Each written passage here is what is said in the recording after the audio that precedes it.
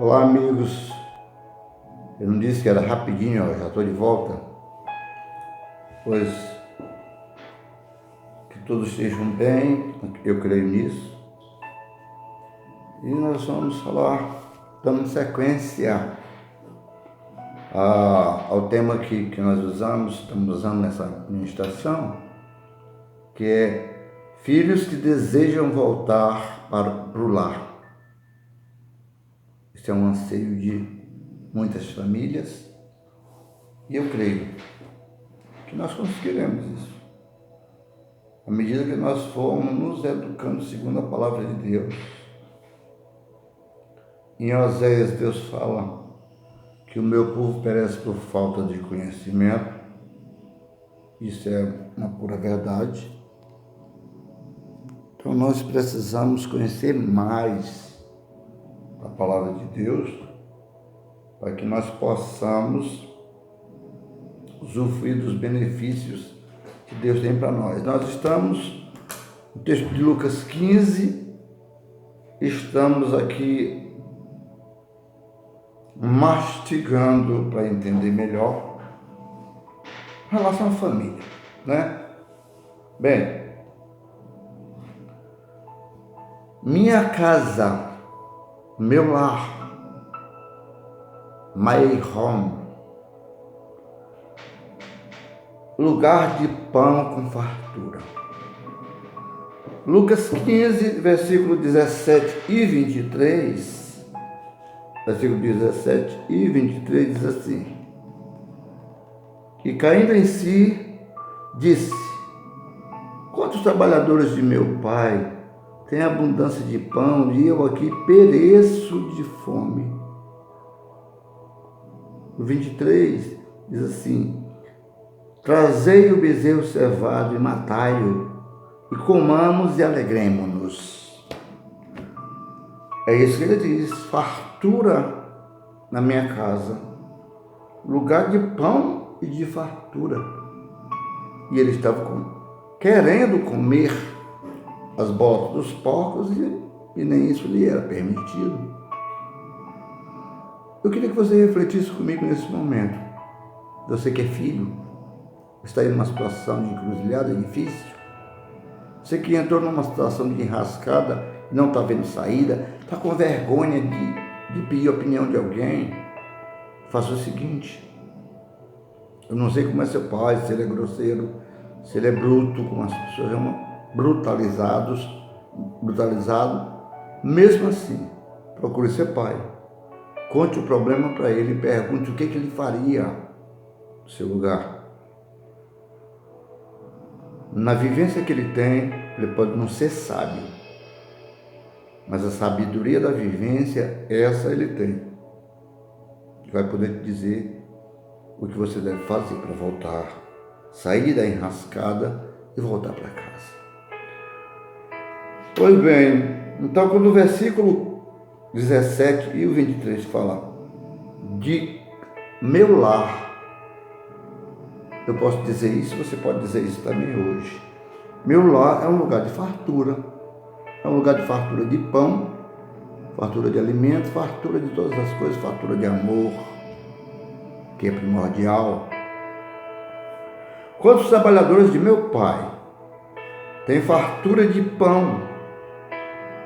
Quando Jesus ensinou os discípulos a orar, na oração do Pai Nosso, preste bem atenção, ele incluiu a palavra de Jesus: o pão nosso de cada dia dá-nos hoje. Ou esqueceram disso vocês? Eu acho que é apenas uma citação, não é? É o poder da palavra da verdade, que Jesus é a verdade, é o verbo que se fez carne e habitou entre nós e trouxe a verdade para que a verdade prevalecesse sobre as mentiras de Satanás. Seja você hoje restaurado das mentiras. Passe a usar a verdade, você vai andar com Jesus. Então, ele diz, na oração do Pai Nosso: o pão nosso de cada dia dá-nos hoje.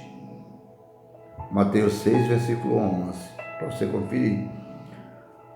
Pão tem a ver com o sustento total do homem.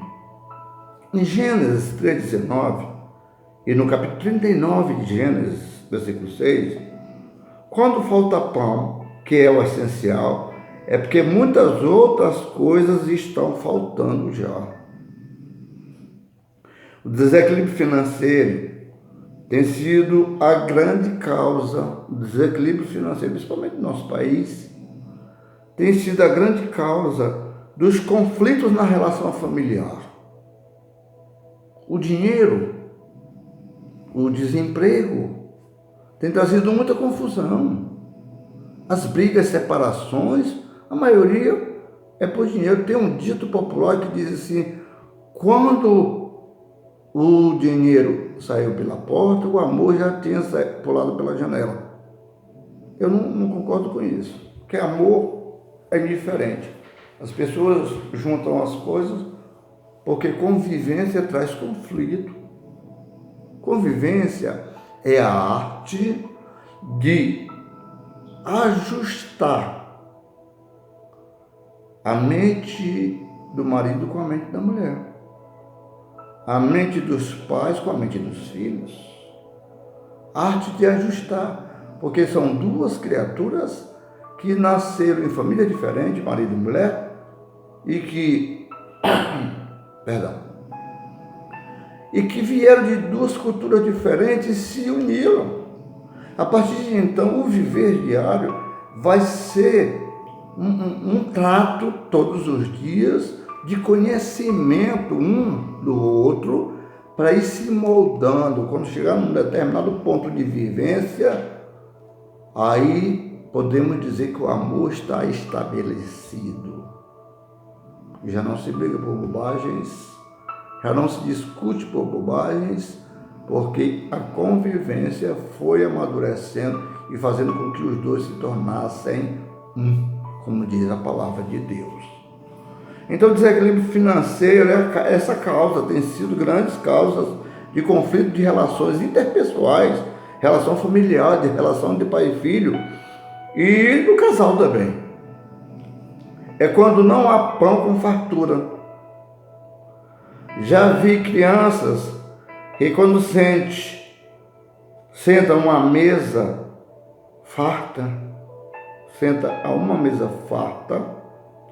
comem excessivamente até exagerar.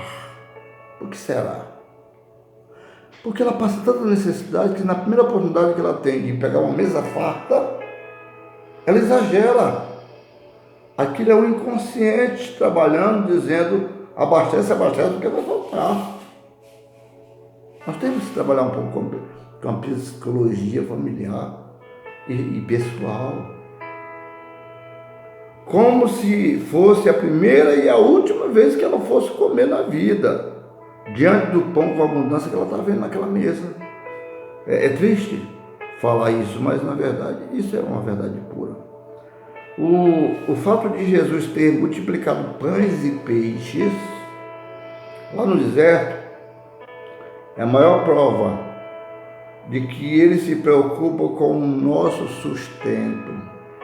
Por isso ele colocou no modelo da oração. Ele se preocupa com o nosso sustento, com o sustento da família. Porque não há pão com fartura em muitas casas, não. A maioria dos lares brasileiros falta o pão. O pão na essência da palavra propriamente dita, o pão mesmo. Quanto mais o feijão, o arroz, a carne. Quando tem o feijão e arroz, não tem a carne, não tem a chamada mistura. É triste nós falarmos sobre isso, que estamos falando do nosso país. Nós estamos falando das nossas famílias. A maioria que nós visitamos, nós vemos as necessidades latentes, que é uma coisa triste. Coisa que nós víamos há 30, 40 anos atrás, na Etiópia. Nós temos visto no sertão brasileiro, no sertão nordestino. Quando é período de seca, é muito triste. Falta o pão, Falta o que Deus disse que era para ser garantido. Senhor, dá-nos o pão de cada dia. Dá-nos hoje. Meu amado. E aí você não cuidou da família. E os filhos estão buscando fonte de renda, na renda de quem suou muito para ganhar. Misericórdia. Vamos pensar nisso, para que nós possamos formatar na nossa mente um caráter de pais verdadeiros, tomando a essência de que nós precisamos amar nossos filhos de tal forma que temos que fazer tudo o que for necessário dentro da legalidade para manter a nossa família, pelo menos com o sustento básico de alimentos para a vida. O pão com fartura nas casas raros do nosso país e alguns países pobres do mundo, mas nós temos os países desenvolvidos que têm justamente o básico, que é o normal, se ter as 3 refeições pelo menos, café da manhã, almoço e jantar, deveria ter 5, que seria o lanche entre a manhã e meio-dia e o lanche da tarde também. E eu rogo aos céus que isso venha acontecer breve na vida de todos os brasileiros. Eu creio nisso em nome de Jesus. Então, por isso, queridos, as causas são diversas. Algumas justas, outras injustas.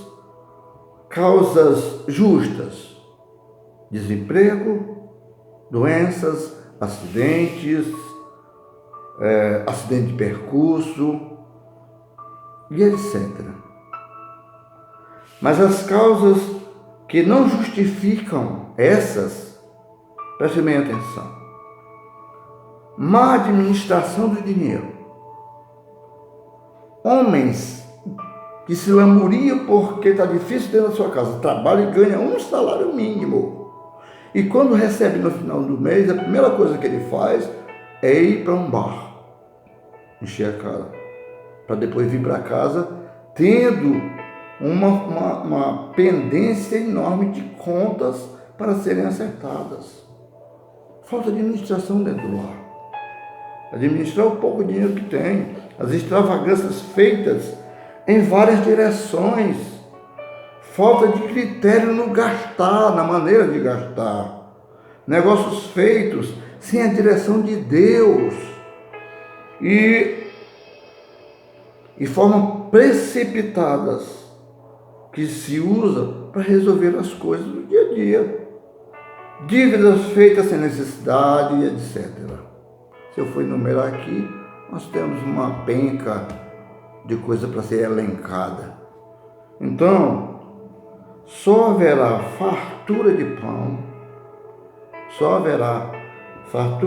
não se esqueça disso. Só haverá fartura de pão quando houver um comprometimento com prioridades ajustadas.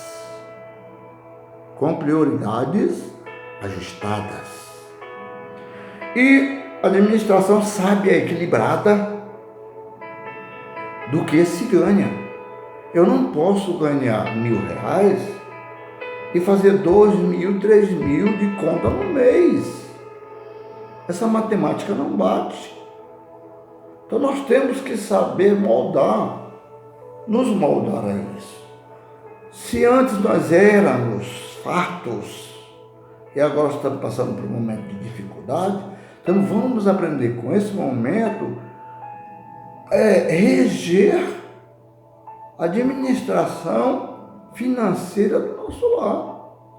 Se vivíamos com 2.000, nós vamos viver esse período com 1.000, até que as coisas voltem a se alargarem no nosso viver diário.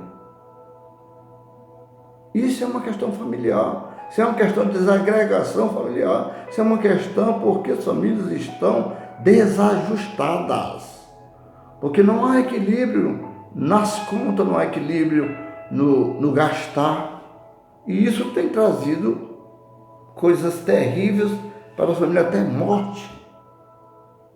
Hoje é frequente se abrir uma televisão e ver que o marido matou a mulher, que a mulher matou o marido, que parecia uma coisa até mais absurda. Mas não é tão absurdo. E o pior é que me entristece, é que as pessoas estão se acostumando com essas anormalidades. E estão tratando como se fosse coisa normal, se matar. Nós víamos há tempos atrás, quando alguém matava alguém, se falava, mataram fulano de tal. As pessoas ficavam assustadas, corriam para ver o corpo, porque era uma coisa... Tirar a vida de alguém, você já parou para pensar? Tirar a vida de alguém é uma coisa tão brutal, porque aquela pessoa não vai estar nunca mais aqui conosco. Tem que se pensar muito nisso antes. Então hoje, as pessoas estão passando por cima dos corpos, no meio da rua, dos acidentes, das coisas, como se nada tivesse acontecido. Banalizou a vida. Eu não entendo isso. Não quero entender e jamais vou entender. Não acho normal, não é normal e jamais será normal. Se veio um amontoado de corpos e se achar que é normal. Ah, vou o quê? Ah, foi uma chacina. Chegaram aí, mataram, pronto. Como se fosse normal. Não é. Deus não criou o homem para isso. Criou o homem para viver bem, para aprender a se relacionar. Ter relacionamento. Por isso ele criou a família é a célula máter da sociedade.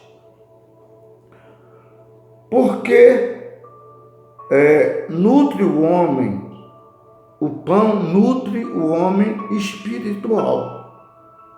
Aí você diz, como assim, pastor? O pão material, nutre o homem espiritual? Sim. Mateus 4,4. Jesus disse, porque assim como a escassez de pão material é evidência de crise, não é diferente no plano espiritual. Por quê? Porque no plano espiritual a escassez também abala, porque nós somos espírito, que somos revestidos de um corpo. Mas quando esse corpo é abalado, ele abala a nossa alma, principalmente, e a fé do espírito.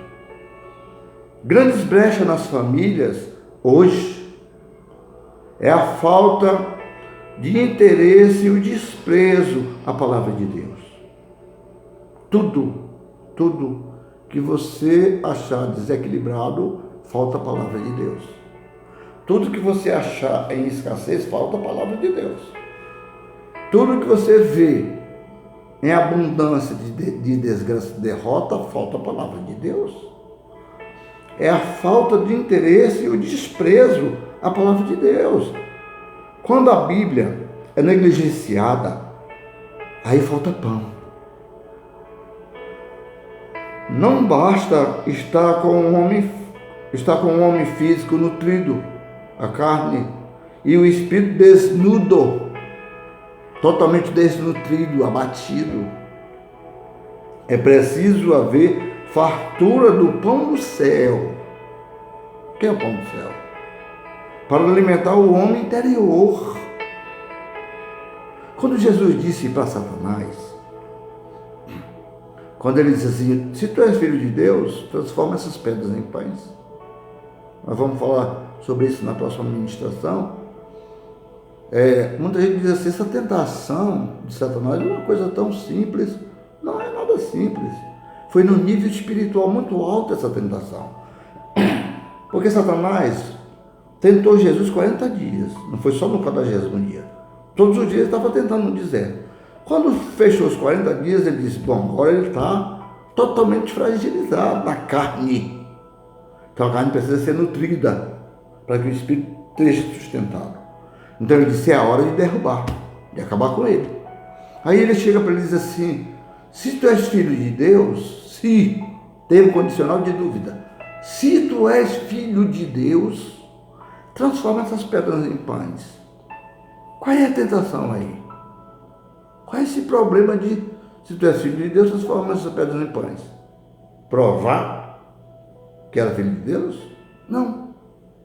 É um termo condicional de dúvida. Se, o termo condicional, se tu és filho de Deus, transforma essas pedras em pães. Quis colocar dúvida na cabeça de Jesus através daquilo que alimenta o corpo para que o espírito esteja sustentado e a alma. Ele queria que Jesus negasse Efésios 1, versículo 11, que fala da fé. A fé é o firme fundamento das coisas que se esperam e a convicção de fatos que ainda não se vê. Então, essa era a intenção dele, sutil, mas num nível espiritual muito alto. Se tu és, se Jesus duvida, quem duvida não tem fé. Um filho de Deus nega a fé, e a palavra de Deus diz: sem fé é impossível agradar a Deus. Como Jesus ia continuar agradando o Pai se ele negasse? A tentação de Satanás foi muito sagaz. Pois bem, precisamos do pão para o físico, para que o nosso pão espiritual seja nos alimentado também, que procede da boca de Deus, como Jesus disse. Jesus respondeu: nem só de pão viverá o homem, mas de toda a palavra, de todo o sustento, de todo o pão que sai da boca de Deus. Quem era o pão que saiu da boca de Deus? Jesus Cristo. O pão que desceu do céu. Jesus Cristo. O verbo que se fez carne, a palavra. O verbo, a palavra. Nós precisamos ler a Bíblia todos os dias, amados. Todos os dias.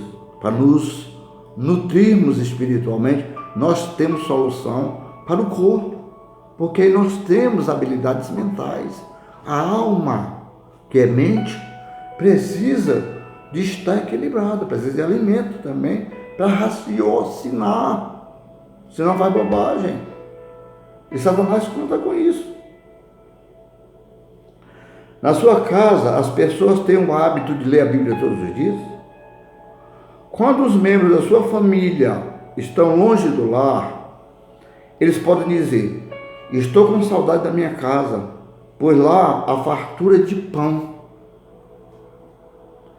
Eles dizem nesse sentido, de pão que nutre o meu espírito. Quando nós estamos em família, nós oramos. Oramos para almoçar, oramos para tomar o café da manhã. Nós oramos por cada coisa que fazemos, juntos com a família. A família é a base de sustentação da sociedade.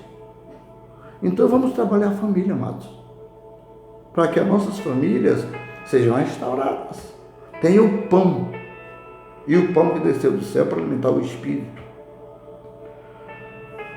Em Deuteronômio 6 ao 10 diz assim: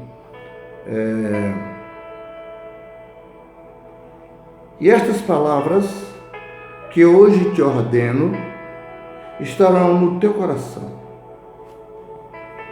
E se ensinar os teus filhos, e deles falarás assentado em tua casa, e andando pelo caminho, e deitando-te e levantando-te junto com eles, também as atarás por sinal na tua mão, e te serão por fronteira entre os teus olhos e a distância dos teus filhos. E as escreverás nos umbrais da tua casa e nas tuas portas.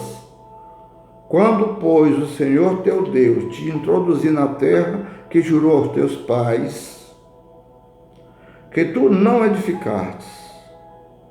Um dia perguntaram para um garotinho, o filho de pais crentes. Então, quem tem a força? Perguntaram para o garoto.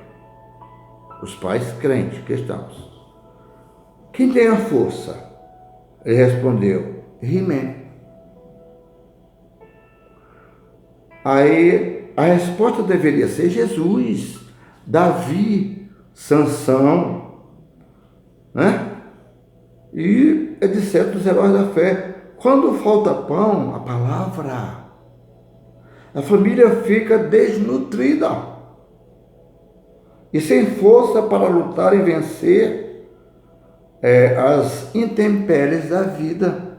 Por que é que essa criança, filho de cristãos, respondeu: quem tem a força? He-Man. Porque os pais não sentavam com ele, como cristão, para dizer que a força vem do alto, para dizer que a nossa fortaleza está em Deus. Então, para se livrar, às vezes, das crianças, os pais colocam na frente da televisão e abrem e deixam ele assistir toda a porcaria que hoje, desculpe o termo, mas é uma bobajada que os canais de televisão têm jogado dentro das nossas salas. Satanás disse numa reunião satânica, há 30 anos atrás: não vamos nos preocupar muito com os pastores e com os crentes, mais não. Nós vamos nos preocupar com as crianças, porque nós vamos pegar elas dentro da sala da casa delas. E está cumprindo, está fazendo. E tem acontecido. As nossas crianças têm comido comida podre que vem da Disney, comida podre que vem dessa emissora de televisão chamada Rede Globo. Está na hora de acordar, queridos. Nada é normal. As pessoas hoje estão dizendo: não, mas agora isso é normal, tudo é normal. Não é normal, não. Não se acostume com nada normal. Nós cristãos somos anormais. Nós somos loucos. Porque nós fomos feitos loucos para confundir os sábios, sábios da palavra do mundo, das coisas do mundo, não sábios das coisas de Deus. A minha casa é lugar de esperança. Em Lucas 15, 20, vinha ele ainda longe, diz o texto da palavra de Deus, versículo 20. Vinha ele ainda longe quando seu pai o avistou. Um pai que ficava na varanda e na janela de sua casa, olhando todos os dias se o filho estava voltando ou não. Porque ele tinha esperança de um dia sentir a alegria de receber o seu filho de volta. Porque aquela semente que ele plantou havia de germinar. Ele cuidou da criação dos filhos. Então aquela semente ia germinar, ele tinha certeza, e ele aguardou. Ele manteve esperança no coração. E a lei da semeadura é infalível. Lança a tua semente em terreno fértil e ela dará 30, 60 e a 100 por um. É isso que nós temos que meditar, que ensinar aos nossos filhos. Um lar onde reina o Senhor, todo investimento que se faz na família nunca é em vão. Nunca. Todo investimento da família nunca é em vão. Quem investe o melhor na família pode esperar um final festivo, como esse pai aqui festejou a volta do filho. Pode esperar um final festivo. Você tem dado, o seu filho voltou. Era tudo o que ele esperava, que ele queria. A esperança permanecia dentro dele. Você tem dado o melhor de si para a sua família? Para o seu cônjuge, para o seu filho? Tem? Pois senão está na hora de começar a repensar essas coisas. Pense nesta conhecida frase entre os americanos: se não gosta do que está colhendo, veja o que foi plantado primeiro. Se não gosta do que está colhendo, escolha a semente que você plantar para poder colher. Uma frase muito sábia. Minha casa, lugar de carinho, de afago, de afeto. de aconchego. A nossa casa tem que ser assim. Versículo 20 continuando, diz assim, o filho vem voltando. É um versículo mais extenso. Esse correndo, abraçou e beijou. Afeto, carinho. O filho tinha feito o que? Tinha levado tudo que era dele. Desfalcou um terço da parte do que o pai tinha. Mas o pai estava preocupado com os bens materiais. Isso vai ficar na terra, amados. Isso nós não levamos para onde vamos.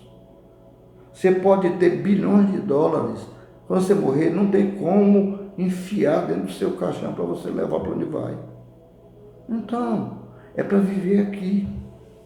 Ele não estava preocupado com os bens materiais. Ele estava preocupado com o filho. Correu e o abraçou afetuosamente e o beijou. E se alegrou e festejou. Todo ser humano tem necessidade de afeto. Pense bem, todos nós precisamos de um abraço. Você já deu um abraço ao seu filho hoje? Você já deu um abraço na esposa? Ou você, esposa, já deu um abraço no marido hoje?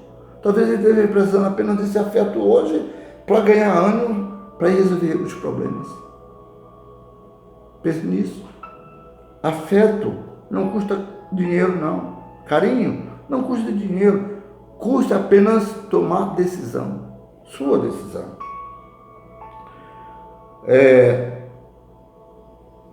Esse toque, o afago, é como em Gênesis 27, com Abraão e Isaac. Isaac pede um beijo. Com Isaac e seu filho. Isaac pede um beijo do seu filho em Gênesis 31, 55. Labão beija seus filhos e filhas. E ele via isso. No dia da reconciliação, Esaú abraçou e beijou a quem? Esaú abraçou e beijou ao irmão Jacó de uma intriga, de uma querela de 20 anos de briga e de distância, que estavam se odiando para se matarem. E saíram ao encontro um do outro, Jacó com a intenção de reconciliação, mas Esaú saiu com a intenção de matar. Só que quando ele viu o irmão, a criação de Isaac foi a semente plantada tanto em Jacó quanto no rebelde Esaú. A semente falou mais alto, germinou na hora que um viu o outro. E abraçaram-se. E o irmão beijou Jacó, que era ele que estava irado, Esaú. José beija seus irmãos que o traíram, quando eles vão lá precisar dele e não reconheceram ele. Mas quando ele se identifica, ele beija todos os irmãos, ele perdoa, ele afaga, ele entrega amor. Quando ele entrega perdão dessa maneira, entrega amor, entrega afeto. E é nisso que a sociedade está precisando, é de afeto, de amor familiar. Lá em Gênesis 48, Israel já velho, beija e abraça seus filhos. Tempo de abraçar. Atos 21. Paulo abraçando os discípulos.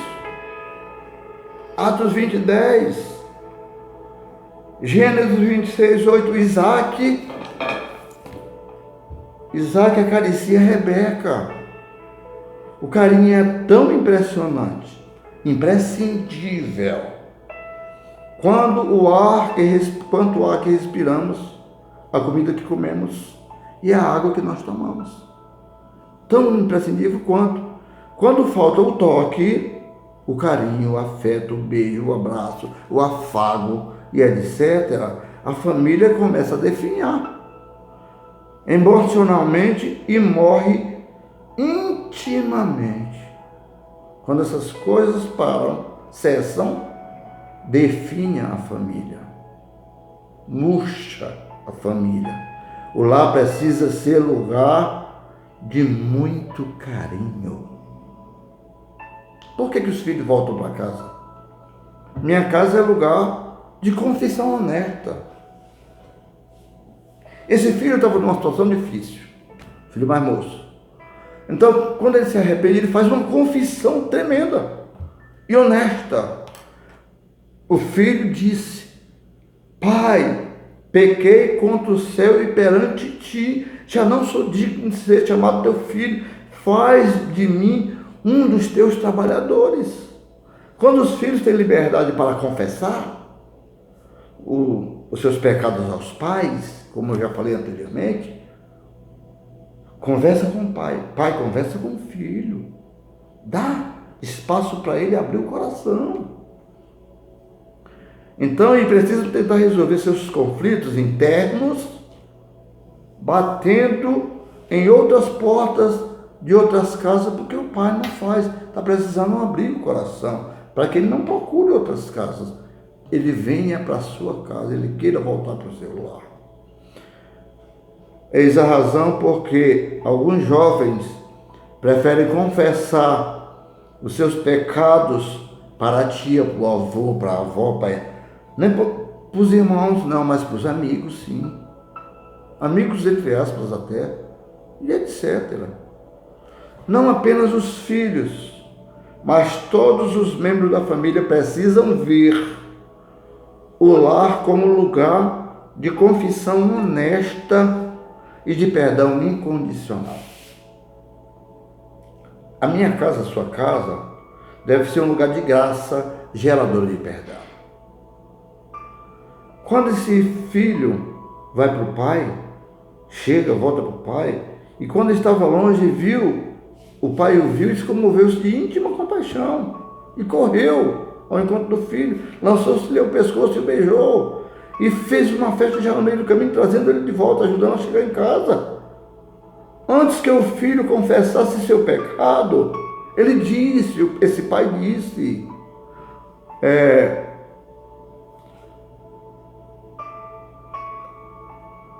antes que ele confessasse seu pecado, pedisse uma oportunidade para voltar para casa, o pai o abraçou, beijou e o perdoou.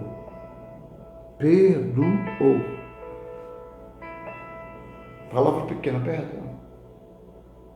Forte, saradora, curadora, que cura a alma, que sara feridas interiores. Perdão. O pai foi capaz de enxergar uma oportunidade de trazer conserto para dentro da sua família. Na sua atitude corajosa de retornar ao rapaz, que tomou a decisão, ele fez 4 confissões, eu já falei até disso aqui. Primeiro ele disse que pecou contra Deus, depois disse que pecou contra o pai.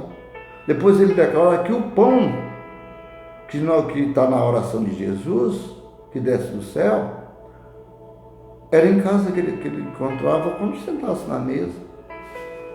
Medite nessas pequenos detalhes, nessas pequenas coisas, que você vai começar a achar razão para viver de outra forma, de uma forma diferente. E então ele se arrependeu, levantou-se, foi para o seu pai, e o pai o perdoou, beijou. E o pai disse: o filho que foi perdido, o valor do prejuízo.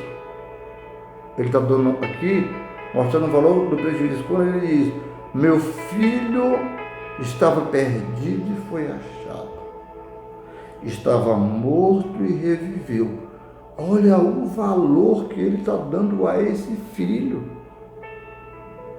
Você precisa dizer isso para o teu filho. Você é importante na nossa família. Você é importante na minha vida, meu filho. Seja você pai ou mãe.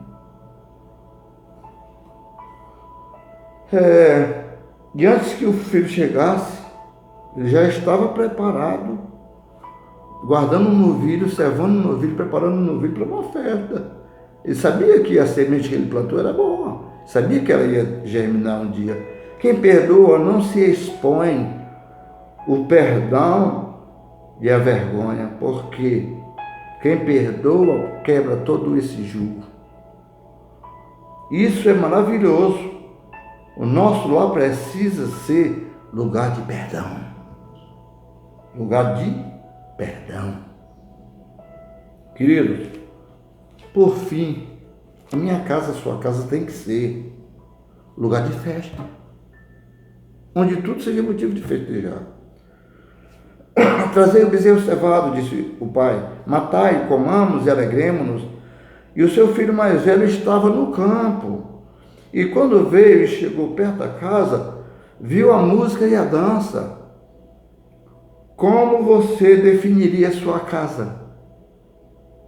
O lar pode ser um lugar tóxico ou nutridor, que alimenta.